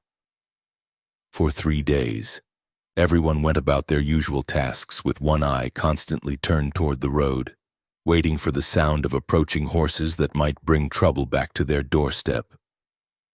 Jonas said little about the confrontation, but his hand never strayed far from his gun, and Eliza noticed he had taken to carrying a rifle when he rode out to check the cattle. It was Tommy who inadvertently provided the distraction they all needed. Appearing in the kitchen on the 4th morning with his face bright with barely contained excitement and a secret that was obviously bursting to escape. "Martha," he said, trying and failing to keep his voice casual. "When's Jonas's birthday again?" Martha looked up from the bread she was kneading, her flour-dusted hands pausing in their work. "Next week, child. June 23rd. Why do you ask?" "Oh, no reason," Tommy replied with the kind of studied innocence that fooled no one. "Just wondering is all." Eliza, who had been sitting at the kitchen table mending a tear in one of her dresses, caught Martha's eye and saw her own amusement reflected there. Tommy was many things, but subtle was not among them. "Tommy," Martha said gently, "is there something you're planning that you'd like to share with us?" The boy's resolve crumbled immediately under her knowing gaze. "Well," he began, shifting from one foot to the other, "I was thinking maybe we could do something special. You know, like a real birthday celebration." Jonas never gets birthday celebrations. The simple statement carried unexpected weight. In all the weeks Eliza had been at the ranch, she had noticed the absence of personal rituals, the way holidays and special occasions seemed to pass unmarked. It was as if Jonas had decided that such observances belonged to a different life, one that had ended with Sarah's death. "That's a wonderful idea," Eliza said softly, setting down her mending. "What did you have in mind?" Tommy's face lit up like sunrise. "Well, I thought maybe we could make him a cake, a real cake, with sugar and everything, and maybe fix up the dining room special, with flowers and candles. Make it feel like—" He paused, searching for the right words. "Like a real home again." Martha's expression grew thoughtful, and Eliza could see her weighing the idea against her knowledge of Jonas's complicated relationship with anything that might remind him of happier times. "Finally." She nodded slowly. "It's a risk," she said honestly. "He might not appreciate the reminder of what he's lost, but then again, maybe it's time he remembered what he still has." Over the next 3 days, the conspiracy took shape with all the careful planning of a military campaign. They decided to keep the celebration simple, a special dinner, a cake made with precious sugar that Martha had been hoarding for months, and a few small touches to make the evening feel different from the endless succession of ordinary meals that marked their days. Tommy appointed himself chief scout, reporting on Jonas's movements and moods with the dedication of a young general. Eliza found herself designated as the flower committee, tasked with gathering wildflowers from the meadow near the creek to brighten the dining room. Martha naturally took charge of the menu, planning a feast that would stretch their usual resources but create something memorable. The preparations became a welcome distraction from the lingering worry about Hawthorne's threatened return. There was something deeply satisfying about planning something purely for joy, without any practical purpose beyond the simple desire to honor a good man who had shown them all kindness in his own quiet way. On the morning of Jonas's birthday, he seemed no different than usual, rising before dawn, checking the animals, going about his tasks with the same methodical care he always showed. But Eliza thought she detected a subtle tension in his shoulders, as if the day carried some significance he was trying hard to ignore. Martha sent him on an errand to the far pasture that would keep him occupied for most of the afternoon, claiming she needed him to check on a fence that had supposedly been damaged by the recent storms. It was a transparent excuse, but Jonas accepted it without question, perhaps grateful for any task that would keep him busy on a day he clearly found difficult. As soon as he disappeared over the ridge, the three conspirators sprang into action. Martha began preparing the elaborate meal she had planned: roast beef with herbs from her garden, potatoes and carrots cooked with butter that had been saved for special occasions, and green beans that Tommy had been particularly careful to tend. The kitchen filled with rich aromas that seemed to transform the very air, making the house feel festive and alive. Eliza gathered wildflowers from the meadow, choosing the brightest and most cheerful blooms she could find. Cornflowers and black-eyed Susans, wild roses and delicate purple lupins, all arranged in mason jars that would serve as centerpieces. She also found some late spring lilacs growing near the creek, their sweet fragrance adding another layer of celebration to the gathering bouquets. Tommy proved invaluable in ways that surprised them all. His small hands were perfect for the delicate work of cleaning the good china that hadn't been used since Sarah's death, and his artistic eye helped arrange the flowers in pleasing combinations. But more than that, his enthusiasm was infectious, reminding them all that celebration was not just about marking time but about affirming the goodness that existed in their shared life. The cake proved to be the greatest challenge. Sugar was precious on the frontier, and Martha's supply was limited. But she had been saving eggs from their best-laying hens, and she had a small store of real vanilla that had come from town at considerable expense, working with ingredients she typically reserved for the most special occasions. She created something that filled the kitchen with an aroma so rich and sweet that it seemed almost magical. While the cake baked, they transformed the dining room. The everyday tablecloth was replaced with a white linen cloth that had been carefully preserved in Martha's trunk. The wildflowers were arranged down the center of the table, interspersed with the good china and the silver that caught the afternoon light streaming through the windows. Tommy found candles in the pantry, real wax candles, not the tallow ones they usually used, and placed them strategically around the room. The transformation was remarkable. The dining room, which usually served purely functional purposes, became something approaching elegant, not fancy in the way of city houses, but possessed of its own rustic beauty that spoke of care and attention and love. As the sun began its descent toward the western hills, they heard the sound of Jonas's horse returning. There was a moment of panic as they realized they weren't quite ready, but Tommy took charge with surprising authority. "Martha, you get the food on the table," he directed. "Eliza, light the candles. I'll go tell Jonas that dinner's ready and he should come in and wash up."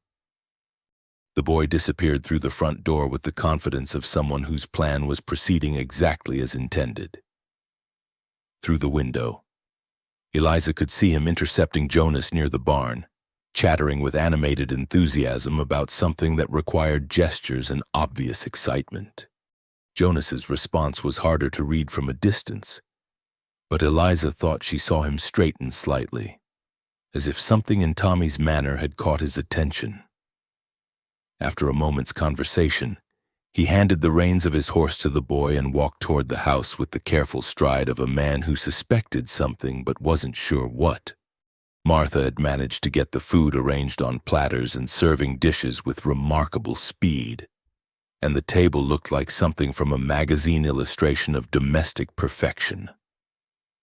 The candles cast a warm, golden light that softened the room's rough edges and made everything seem to glow with quiet magic.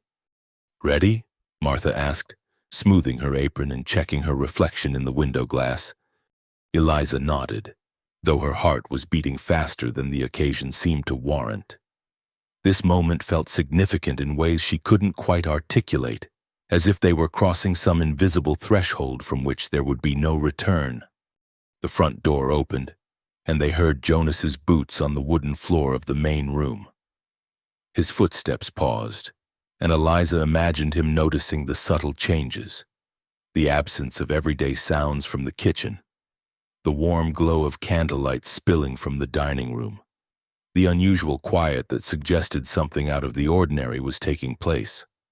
When he appeared in the dining room doorway, his expression was carefully neutral, but Eliza caught a flicker of something that might have been surprise, or perhaps something deeper and more complex. His dark eyes took in the transformed room, the flowers, the candles, the feast spread across the table, and finally came to rest on the three faces watching him with barely contained anticipation. "What's all this?" he asked quietly. Tommy could contain himself no longer. "It's your birthday," he burst out, bouncing slightly on his toes. "We made you a celebration, with cake and everything. Martha cooked all your favorite things, and Eliza picked flowers, and I helped with the candles, and we wanted to surprise you because you never have birthday celebrations and everyone should have birthday celebrations." The words tumbled out in a rush of enthusiasm that would have been impossible to resist even if Jonas had been inclined to try. For a moment, he stood perfectly still, and Eliza found herself holding her breath, uncertain how he would respond to this invasion of his carefully maintained emotional distance. Then, slowly, something shifted in his expression. The rigid control softened just slightly, and the ghost of a smile that Martha had mentioned appeared at the corners of his mouth. "Well," he said finally, his voice rough with an emotion he was clearly trying to keep in check. "I suppose I should wash up for dinner then." It was such a simple response, but it carried the weight of acceptance, of gratitude, of a man allowing himself to be cared for despite the walls he had built around his heart. As he disappeared toward the kitchen to clean up, Martha caught Eliza's eye and smiled with the satisfaction of someone whose instincts had proved correct. When Jonas returned, his hair was still damp from washing and he had changed into a clean shirt, a small concession to the formality of the occasion that spoke volumes about his willingness to participate in their celebration. Tommy had appointed himself master of ceremonies, directing everyone to their seats with the gravity of someone conducting a state dinner. The meal that followed was unlike any they had shared before. The food was exceptional. But more important was the atmosphere of deliberate celebration, the way they lingered over each course and allowed conversation to flow more freely than usual. Jonas spoke more than Eliza had ever heard him, sharing stories about the ranch's early days and asking Tommy about his plans for the coming summer. When Martha finally brought out the cake, golden and perfect and crowned with a single precious candle, Tommy led them in a slightly off-key but heartfelt rendition of Happy Birthday that filled the room with joy. Jonas looked at the cake for a long moment before blowing out the candle, and Eliza thought she saw something in his expression that suggested he was making a wish despite himself. When he looked up, his eyes met hers across the table, and for just an instant, the careful distance between them seemed to disappear entirely. Thank you, he said simply. But the words carried depths of meaning that went far beyond gratitude for cake and flowers. As the evening wound toward its close and the candles burned lower in their holders, Eliza realized that something fundamental had changed in the little household, not just because of the celebration itself, but because of what it represented: the possibility of joy, the value of community, the recognition that even in the midst of uncertainty and danger, there were moments worth cherishing. Outside, the night was full of familiar sounds: crickets and owls and the distant lowing of cattle settling for sleep. But inside, the dining room glowed with warmth and the lingering satisfaction of a celebration that had succeeded beyond their wildest hopes. The morning after the birthday celebration dawned with an unusual sense of lightness that seemed to permeate the entire ranch. Even the animals appeared to sense the change. The horses nickered more cheerfully as Jonas approached with their grain, and Bessie actually seemed to hurry toward the milking stall when she saw Eliza coming with the bucket and stool. Jonas himself moved with a different energy, as if some weight he had been carrying had been set aside, at least temporarily. When he suggested after breakfast that Eliza might like to see the source of the creek that ran through the valley, she was so surprised by the unexpected invitation that she almost asked him to repeat it. "It's not far," he said, his tone carefully casual. "Maybe an hour's ride. The horses could use the exercise and—" He paused, seeming to search for words. "It's peaceful there. Thought you might appreciate seeing it." Martha, who was clearing the breakfast dishes, caught Eliza's eye and nodded encouragingly. "Go on, child," she said warmly. "The morning chores are nearly finished, and it's too beautiful a day to spend entirely in work. Tommy and I can manage things here for a few hours." An hour later, Eliza found herself mounted on Belle, the gentle mare Jonas had deemed safest for her still developing riding skills. Jonas rode Major, the big bay gelding moving with the easy confidence of a horse completely at peace with his rider. They followed a narrow trail that wound up through the hills behind the ranch house, climbing steadily through stands of cottonwood and aspen that provided welcome shade from the strengthening sun. The conversation between them was sparse but comfortable, filled with the kind of easy silences that spoke of growing familiarity rather than awkwardness. Jonas pointed out landmarks as they rode: the lightning-struck oak where he had once taken shelter during a sudden storm, the hidden meadow where wild strawberries grew thick in late summer, the rocky outcropping that provided the best view of the entire valley. "Sarah loved this ride," he said suddenly, the words seeming to surprise him as much as they did Eliza. It was the first time he had mentioned his late wife directly, and the name hung in the air between them like a bridge between past and present. "She must have been very happy here," Eliza said softly, sensing that any response should be gentle and undemanding. Jonas was quiet for a long moment, his gaze fixed on the trail ahead. "She was," he said finally. "For a while. She used to say the valley was like something from a fairy tale, too beautiful to be real. Used to pick flowers for the house every morning, arrange them in those same jars you used yesterday." The revelation explained the mason jars' perfect placement in Martha's kitchen, their readiness for service despite the household's practical focus. Someone had been maintaining them, keeping them clean and ready, perhaps hoping for exactly the kind of use they had finally received. "I hope," Eliza began, then stopped, uncertain how to express what she was feeling without overstepping boundaries that were still being defined. "What?" "I hope she would have approved of the celebration, of bringing flowers and candles back to the house."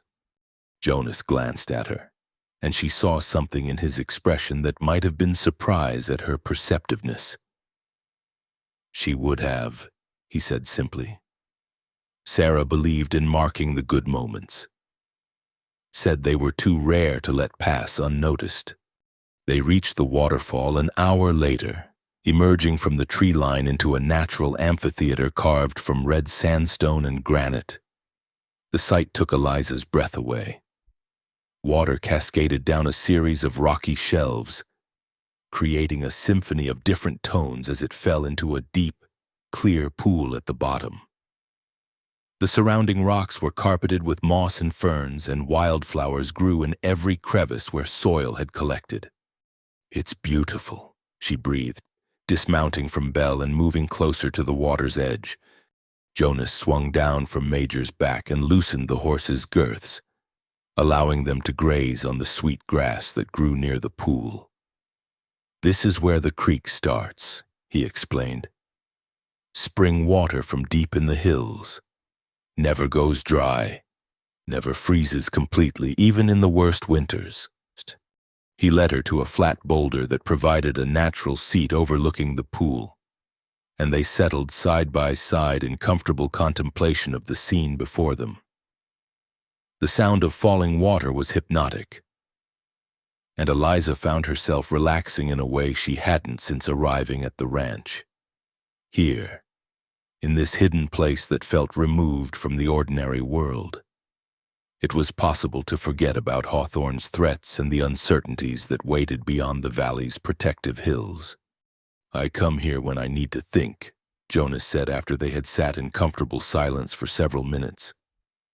"When the weight of everything gets too heavy to carry." The admission was so unexpected, so intimate, that Eliza felt honored to receive it. "What do you think about?" Jonas picked up a smooth stone and turned it over in his hands, his fingers tracing its surface with unconscious care. "Different things. Used to be mostly about Sarah, about what I could have done differently, whether I failed her somehow." "Did you?" "I don't know." His honesty was stark, uncompromising. "I knew she was sick, but the fever seemed to be breaking. The night she died, she seemed better. We even talked about going to town the next week, maybe seeing about getting some new chickens for the coop. Then she just slipped away while I was sleeping." The pain in his voice was so raw that Eliza felt it like a physical ache in her own chest. Without thinking, she reached out and placed her hand gently over his, feeling the warmth of his skin and the slight tremor that spoke of old grief finally finding expression. "I'm sorry," she said quietly.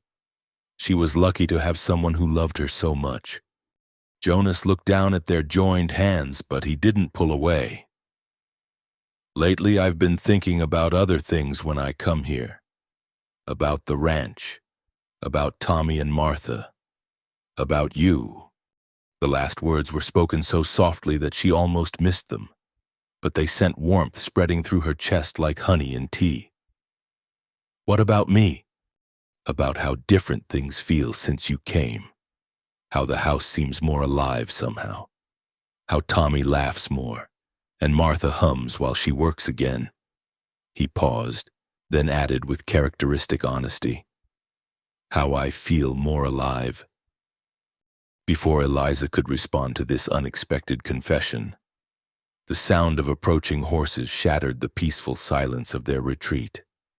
Both of them tensed immediately, Jonas's hand moving instinctively toward his gun as they turned toward the trail they had followed up from the valley. 3 riders emerged from the trees, and Eliza's heart sank as she recognized Hawthorne's bulky form leading the group. But this time he wasn't alone with his 2 hired guns. He had brought reinforcements. And the newcomers looked even more dangerous than his original companions. "Well, well," Hawthorne called out as he spotted them beside the pool. "Mighty convenient, finding you both together like this. Saves us the trouble of hunting you down separately."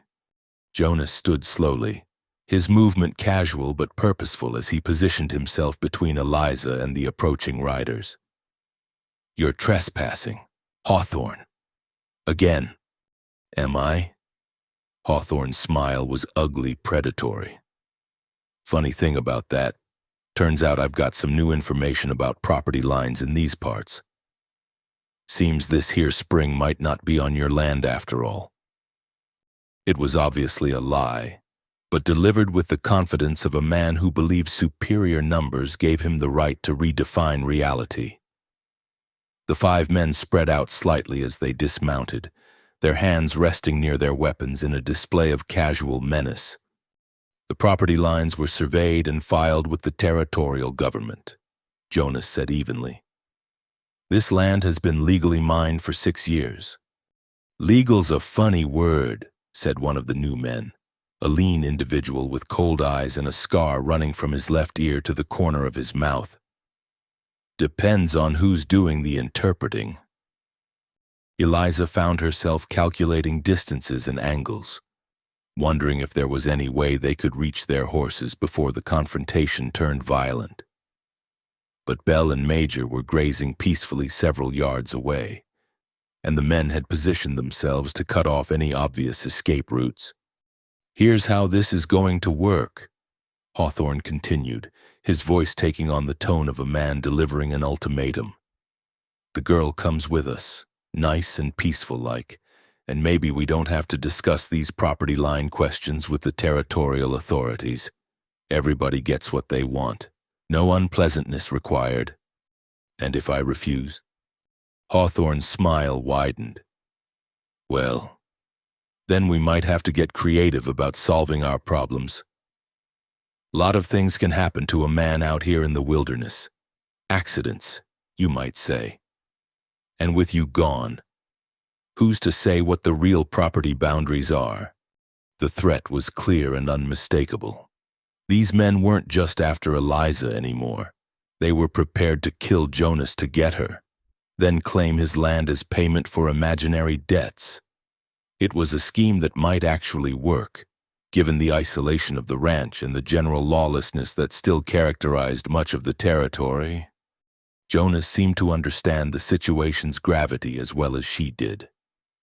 When he spoke, his voice carried the flat certainty of a man who had made his decision and was prepared to live or die with the consequences. "Then I guess we have a problem," he said quietly. "Because the lady isn't going anywhere she doesn't want to go." The scarred man laughed, a sound like breaking glass. 5 against 1, Carter. Even you ain't that good with a gun." "Maybe not," Jonas replied, "but I guarantee at least 2 of you won't live to see sunset. Question is, which 2 of you want to volunteer?" The challenge hung in the air like smoke from a wildfire. Eliza could see the calculations running through the minds of Hawthorne's men, each one wondering if he might be among the casualties Jonas promised. It was a dangerous game of psychological chess, with death waiting for whoever made the first wrong move. Then, cutting through the tension like a knife, came the sound of more horses approaching at a gallop. Everyone turned toward the trail, weapons half drawn, as a new group of riders burst into the clearing. Sheriff Brennan led the charge, his badge glinting in the afternoon sun and his rifle already in his hands. Behind him rode 3 deputies, all armed and clearly ready for trouble. The sheriff's sharp eyes took in the scene immediately. The 5 men surrounding Jonas and Eliza, the obvious threat in their postures, the guns that were already being drawn. "Nobody move," Brennan's voice carried the absolute authority of the law. "Everybody keep their hands where I can see them." Hawthorne's face went through a rapid series of expressions: surprise, anger, calculation, and finally resignation. The odds had shifted dramatically, and even a man of his limited intelligence could see that the game had changed beyond his ability to control. "Sheriff," he said, trying to inject false joviality into his voice. "Good to see you. We were just having a friendly conversation with Mr. Carter here about some business matters." "Funny kind of conversation," Brennan replied dryly. "The kind that requires 5 armed men to surround 2 people by a waterfall." He turned his attention to Jonas. "You all right, Carter?" "We are now," Jonas said, his hand finally moving away from his gun. "These men have been making threats, claiming they have legal documents that give them rights to my property and my household." "Is that so?" Brennan's gaze shifted to Hawthorne, and there was nothing friendly in his expression. "Funny thing about that, Hawthorne. I've been doing some investigating since young Tommy brought me word about your last visit. Had some interesting conversations with folks in town about your recent activities." Hawthorne's face had gone pale, but he tried to maintain his bluster. "Don't know what you mean, Sheriff. We're just honest businessmen trying to collect on legitimate debts." "Legitimate?" Brennan reached into his saddlebag and withdrew a folded document. "This is a telegram from the territorial capital. Seems they've got no record of any legal documents registered in the name of Eliza Mayfield. No debts, no liens, no bills of sale, nothing." The revelation hit like a thunderbolt. Eliza felt her knees go weak with relief as she realized what the sheriff was saying. Whatever papers Hawthorne claimed to possess, they had no legal standing. She was free, not just of his immediate threat, but of any legitimate claim he might have had on her future. Furthermore, Brennan continued relentlessly, "There's been some questions raised about your other business dealings. Seems you've been making similar claims about other folks' property, using forged documents to intimidate honest citizens. The territorial judge is very interested in having a conversation with you about that." Hawthorne's composure finally cracked completely. "Now see here, Sheriff, there's been some kind of mistake." "The only mistake," Brennan interrupted, "was thinking you could run this kind of swindle in my territory. Boys, I think it's time we escorted these gentlemen back to town. Got some nice accommodations waiting for them in the jail." The arrest proceeded with swift efficiency. Hawthorne and his men found themselves disarmed and under escort before they could fully process how completely their scheme had collapsed. As the group prepared to depart, Sheriff Brennan paused beside Jonas and Eliza. "You folks should be safe now," he said. "But keep your eyes open anyway. Men like Hawthorne sometimes have friends who don't appreciate seeing them arrested." Jonas nodded grimly. "Understood. And Sheriff, thank you." "Just doing my job," Brennan replied. But his smile was warm as he touched his hat brim to Eliza. "Ma'am, you're free and clear, legally speaking. What you do with that freedom is up to you." As the sound of the departing horses faded into the distance, Jonas and Eliza found themselves alone again beside the peaceful waterfall. But everything had changed in the space of an hour. The threat that had hung over them was gone, dissolved by the revelation of Hawthorne's criminal deception. "So," Jonas said quietly, his dark eyes meeting hers with an intensity she had never seen before, "you're free now. Free to make your own choices about where you want to be and what you want to do." The words carried weight beyond their simple meaning. He was offering her a choice, not just about staying or leaving, but about the kind of relationship they might have now that legal obligations were no longer part of the equation. Eliza looked around at the beautiful hidden place that Jonas had shared with her, at the man who had been willing to risk his life to protect her, at the future that suddenly stretched before them full of possibilities she hadn't dared to imagine. "I know where I want to be," she said simply, and saw the answer she had hoped for light up his eyes like sunrise. 3 weeks had passed since Sheriff Brennan had taken Hawthorne and his men away in chains, and the ranch had settled into a rhythm that felt both familiar and entirely new. The daily chores continued as they always had: milking, feeding, mending, and all the countless tasks that kept a working ranch running. But everything was colored by the knowledge that Eliza was no longer there under any form of obligation. She stayed because she chose to stay, and that simple fact changed the weight of every interaction, every shared glance, every moment of comfortable silence. It was Tommy who made the announcement that would transform their carefully maintained equilibrium into something none of them had quite expected. "Jonas," he said one morning as they sat around the breakfast table, his voice carrying the carefully rehearsed tone of someone who had been practicing an important speech. "I've been thinking about something, and I wanted to ask you about it." Jonas looked up from his coffee, eyebrows raised at the boy's unusually formal manner. "What's on your mind?" Tommy took a deep breath, glanced at Martha for encouragement, then plunged ahead. "Well, it's about the cottonwood tree by the front gate, the big one that got struck by lightning last winter. I was thinking maybe we could plant a new tree there, a young one that could grow up strong and healthy." The request seemed innocent enough, but Eliza caught the meaningful look that passed between Tommy and Martha, and she suspected there was more to this suggestion than simple landscaping. "That's not a bad idea," Jonas said slowly. "The old tree will have to come down eventually anyway. It's more dead than alive now." "What kind of tree were you thinking?" "A cottonwood," Tommy said quickly. "They grow fast, and they make good shade, and—" He paused, seeming to gather courage for the next part. "I thought maybe it could be a special tree, you know, like a symbol of new beginnings and fresh starts and all that." Martha was trying to hide a smile behind her coffee cup, but Eliza could see the satisfaction in her eyes. Clearly, this had been planned as more than just a casual suggestion. Jonas considered the proposal with the serious attention he gave to all of Tommy's ideas, no matter how whimsical they might seem.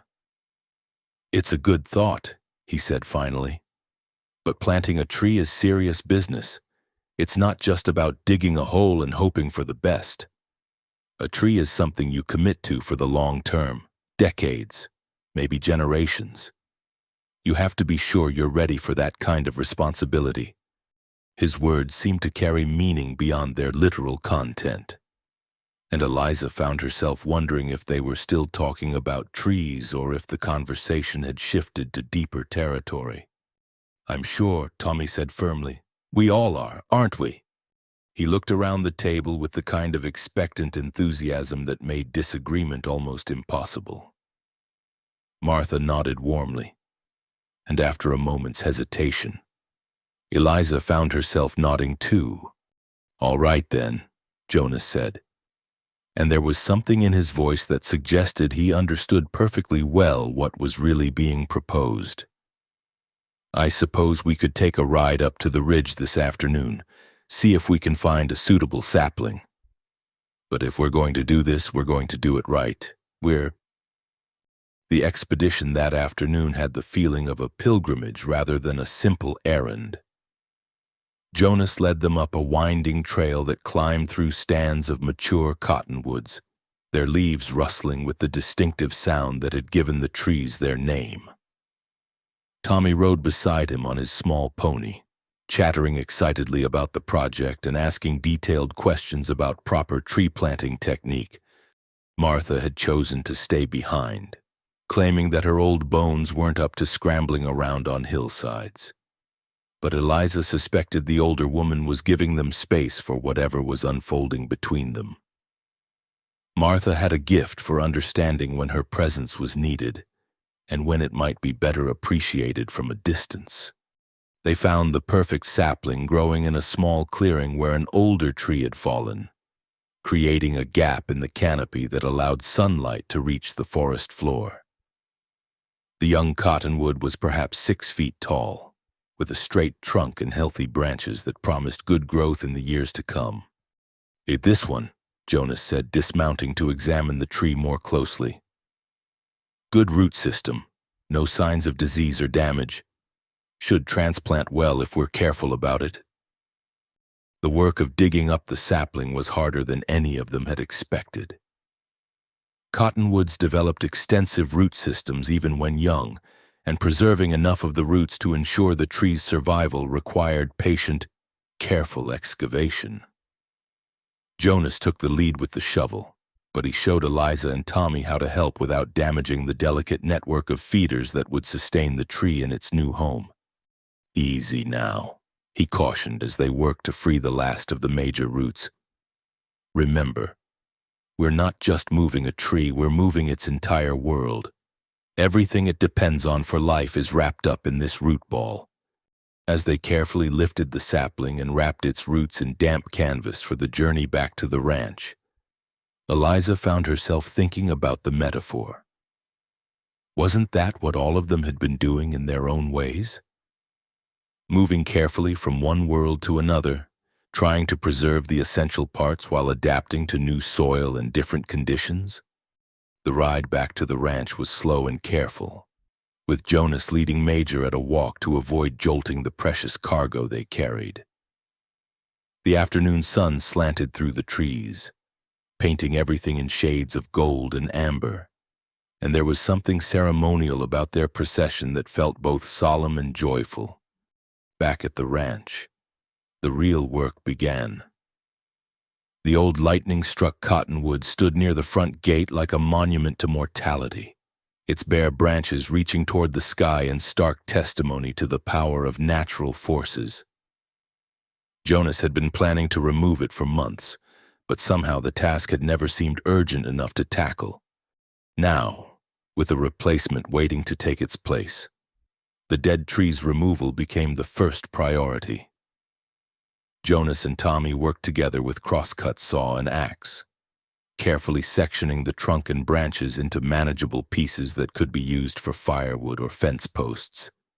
It was hot, dirty work, but there was satisfaction in clearing away the old to make room for the new.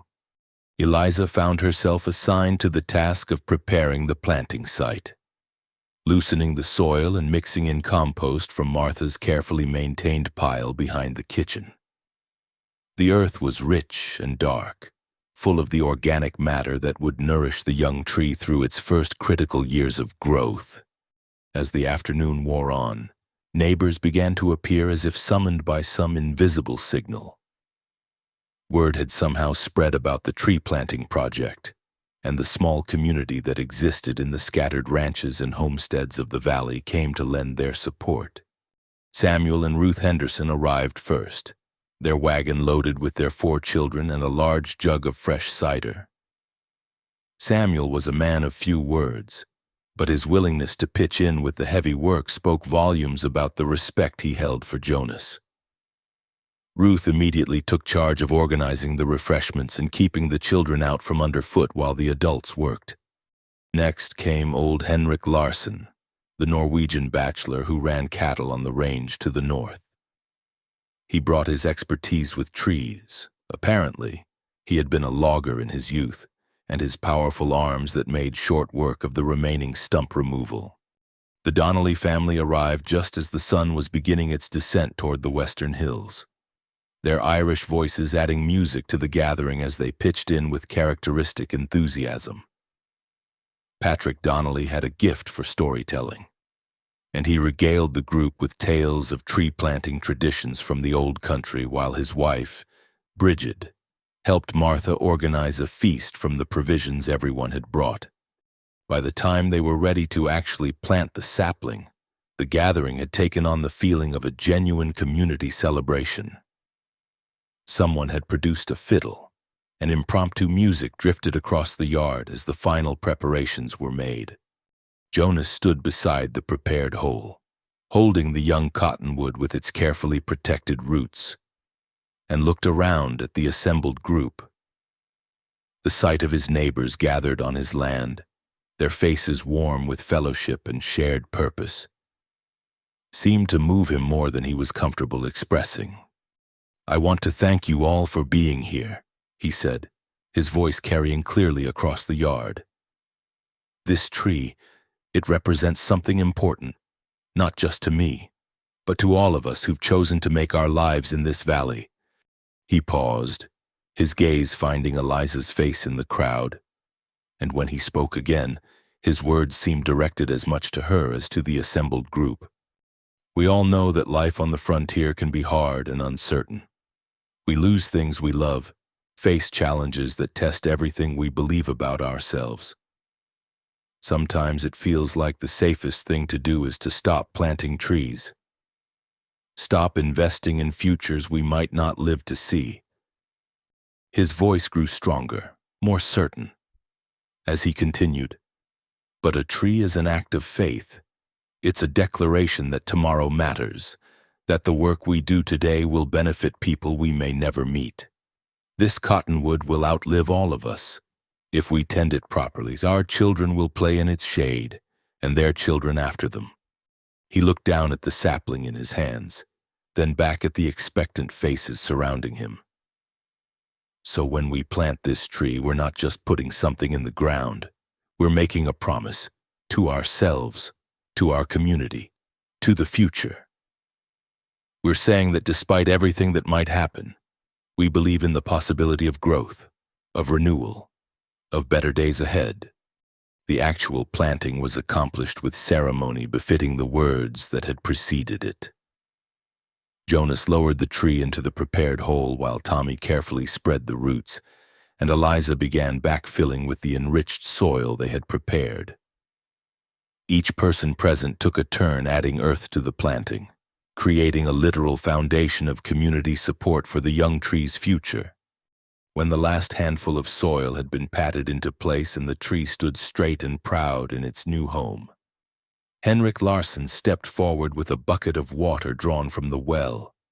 "In the old country," he said in his heavily accented English, "we always give new plantings a drink to welcome them to their new home. This water comes from the same spring that feeds your creek. Jonas, may this tree grow strong and deep, drawing life from the same source that sustains us all." As the water soaked into the earth around the tree's base, completing the planting ritual, the gathering took on an even more festive atmosphere. The fiddle music resumed, children ran laughing through the yard, and the adults settled into the kind of easy conversation that marked the best kind of community gathering. Eliza found herself standing slightly apart from the main group, watching the scene with a sense of wonder that bordered on disbelief. 6 months ago, she had been a burden to be traded away by a father who saw her as little more than another mouth to feed. Now she was part of this, a community, a place, a future that stretched out before her with all the promise of the young tree they had just planted. Jonas appeared beside her, moving with the quiet grace that characterized all his actions. He didn't speak immediately, but his presence was comfortable and companionable as they watched their neighbors enjoying the celebration they had inadvertently created. "Regrets?" he asked finally, the single word carrying layers of meaning. Eliza considered the question seriously, thinking about everything that had brought her to this moment. The fear and uncertainty of those first days, the gradual growth of trust and affection, the threats they had faced and overcome together. "None," she said simply and meant it completely. Jonas nodded, seeming to accept her answer as something he had hoped for but hadn't dared to assume. When he spoke again, his voice was so quiet that only she could hear it over the music and laughter surrounding them. "I've been thinking about what comes next," he said. "About the future and what it might hold. About whether someone like me has the right to ask for more than he probably deserves." The words hung in the air between them, full of possibility and uncertainty. Eliza turned to look at him directly, seeing in his expression the same mixture of hope and fear that she felt in her own heart. "What do you want to ask?" she said gently. Jonas was quiet for so long that she began to wonder if he had changed his mind about speaking. When he finally responded, his words came out in a rush, as if he was afraid that hesitation would rob him of courage. "I want to ask if you'd consider staying permanently, not as hired help, not because you have nowhere else to go, but as my wife, as Tommy's mother, as part of this family we seem to have built without quite meaning to." The proposal was so heartfelt, so lacking in artifice or pretty speeches that it took Eliza's breath away. This was Jonas as she had come to know him, direct, honest, offering not romantic fantasy but the solid promise of partnership and shared purpose. "Yes," she said, the word escaping before she had consciously decided to speak it. "Yes, I'd like that very much." The smile that spread across Jonas's face was like sunrise after a long, dark night. It transformed his entire appearance, erasing years of careful restraint and revealing the man he might have been if grief hadn't taught him to guard his heart so carefully. Before either of them could say anything else, Tommy appeared beside them with the uncanny timing that seemed to be his special gift. "The tree looks good, doesn't it?" he said, gazing up at the young cottonwood with satisfaction. "I think it's going to be happy here. I think we're all going to be happy here." As the evening deepened and the last of their neighbors departed with warm farewells and promises to return soon, the three of them, soon to be officially a family, stood together beneath the star-filled sky. The young cottonwood rustled softly in the night breeze, its leaves whispering promises of shade and shelter for generations yet to come. In the distance, the sound of water from the creek provided a gentle counterpoint to the night sounds of the valley, and Eliza realized that she had finally found what she hadn't even known she was looking for, a place where she belonged, people who valued her for who she was, and a future that promised the kind of deep contentment that came from building something lasting together. The tree would grow, as all living things must, reaching toward the light while sending roots deep into the fertile earth. And like the tree, their love would endure, nourished by the same spring that fed the valley and strengthened by the same community spirit that had made the planting possible. Under the vast western sky, with the promise of tomorrow stretching before them like an unwritten page, they turned toward the house that was no longer just Jonas's refuge but had become, at last, a true home for all of them.